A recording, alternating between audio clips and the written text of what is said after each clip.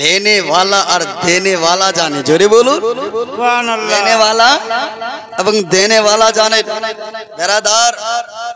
আমার নবী কে রাজি করার ওয়াদা করেছেন কে আল্লাহ এ বন্ধু তোমাকে আমি রাজি করব তুমি কাতে রাজি হবা সেটাতেই রাজি করব আল্লাহর নবী যাতে রাজি হবে আল্লাহ সেটাতেই রাজি করবেন আর আমার নবী বলছেন ততক্ষণ পর্যন্ত আমি রাজি হব না অর্থাৎ আমি খুশি হব না যতক্ষণ পর্যন্ত এক একটা গুনাহগার উম্মতকে আমি ক্ষমা না করিয়ে তাদের সুপারিশ না করিয়ে শাফাআত না করিয়ে জান্নাতে প্রবেশ করাই দিব না জোরে বলুন সুবহানাল্লাহ ব্রাদার এই নবীর আমরা এমন নবীর উম্মত যেই নবীর উম্মত হওয়ার জন্যই বনি ইসরাইলের জামানার নবীরা আকাঙ্ক্ষিত ছিলেন হযরতে মুসা কালিমুল্লাহ আল্লাহকে বলে আল্লাহ আমি শুনেছি তাওরাত কিতাবের মধ্যে পাওয়া যায় এমন এক নবী আসবে যেই নবী সব নবীর শেষে আসবে কিন্তু ওই নবীর উম্মতরা সব নবীর উম্মতের আগে যাবে এই অফারটা আমার উম্মতকে দেওয়া যায় না বলছে না এই অফার তোমার জন্যই নয় তোমার উম্মতের জন্যই নয় আয় হযরতে মুসা কালিমুল্লাহ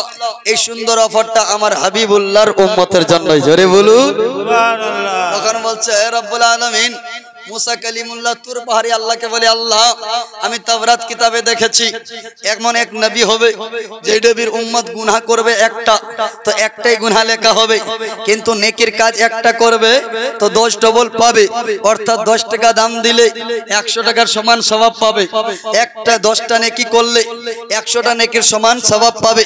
কিন্তু এত সুন্দর অফার আমার উম্মতকে দেওয়া হোক আল্লাহ বলছে হে কালিমুল্লাহ এই সুন্দর অফারটা তোমার জন্যই নয় স্পেশাল ভাবে এই অফারটা রেখেছি আমার বন্ধু মুহাম্মদুর রাসূলুল্লাহর উম্মতের জন্য তখন হযরতে মুসা কালিমুল্লাহ বলছে এত সুন্দর সুন্দর যদি অফার ওই নবী মুহাম্মদুর রাসূলুল্লাহর উম্মতের জন্যই ছিল তাহলে আমাকে নবী বানাইলে কেন আমি আরো খুশি আনন্দ হইতাম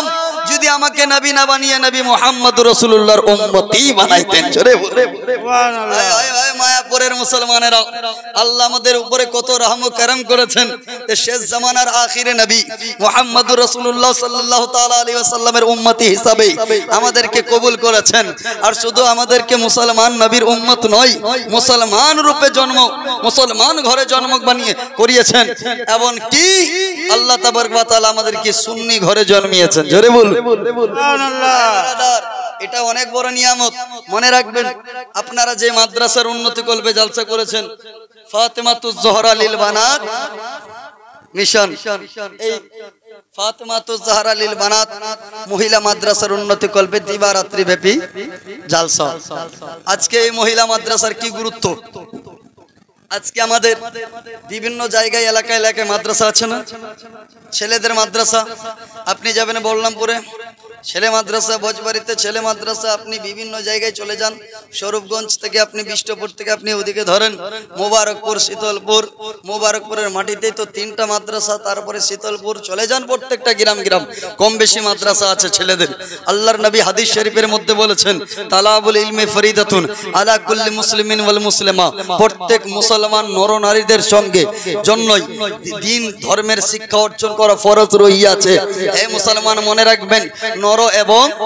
নারীদের জন্যই নরদের জন্যই মাদ্রাসা গ্রাম গ্রাম বলেন নারীদের জন্য শিক্ষার দরকার আছে কিনা আজকে আমরা শুধুমাত্র একটা ভুল মন্তব্য নিয়ে এসেছি যে মেয়েরা কোরআন পড়তে শিখলেই যথেষ্ট মেয়েরা নামাজ পড়তে শিখলেই যথেষ্ট না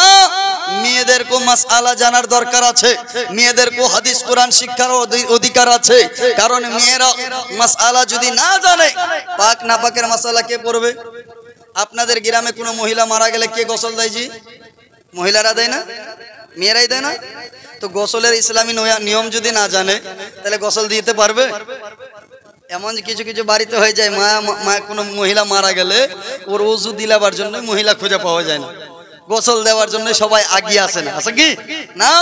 অনেক মেয়েরা গোসলের নিয়ম জানে না গোসলের ফরাইজ কি ফরজ কি গোসলের কোট কি ফরাইজ আছে ওযুর কি ফরাইজ আছে গোসলের নিয়মাবলী কি আছে মেয়েদের পর্দার কাপড়ের পরিধান করার নিয়ম কি আছে তাদের গোসলের তরিকা কি আছে প্রত্যেকটা মেয়েকে মাসআলা জানার অধিকার আছে যার কারণে মেয়েদের যখন জানার অধিকার আছে তো ওদেরকে মাদ্রাসাতেও পড়ার অধিকার আছে, আর ওদের জন্য এই মাদ্রাসা খোলা জরুরি আছে। ব্রাদার মনে রাখবেন, বড় পীর আব্দুল কাদের জিলানী, আপনারা নাম শুনেছেন। আমাদের বড় পীর আব্দুল কাদের জিলানী রাদিয়াল্লাহু তাআলা আনহু, হযরত আব্দুল কাদের জিলানী যখন মাত্র 4 থেকে 4.5 বছর বয়স মক্তবে পড়তে গেছে, ওদিক থেকে মক্তবে পড়তে যখন গেছে তো মক্তবের উস্তাদ বলছে বেটা আব্দুল কাদের পড়ো। বলছে জি হুজুর কি পড়বো? বলছে বেটা পড়ো বিসমিল্লাহ। বলে হুজুর আমার জানা আছে। আল্লাহ, বেটা বল বল বল বল বল। বলে হুজুর গো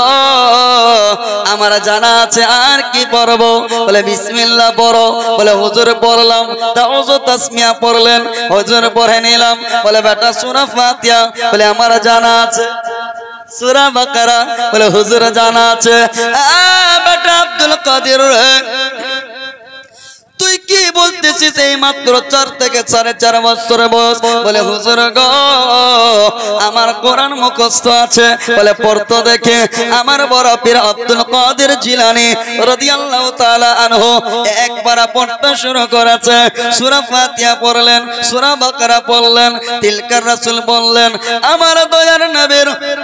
গোলাম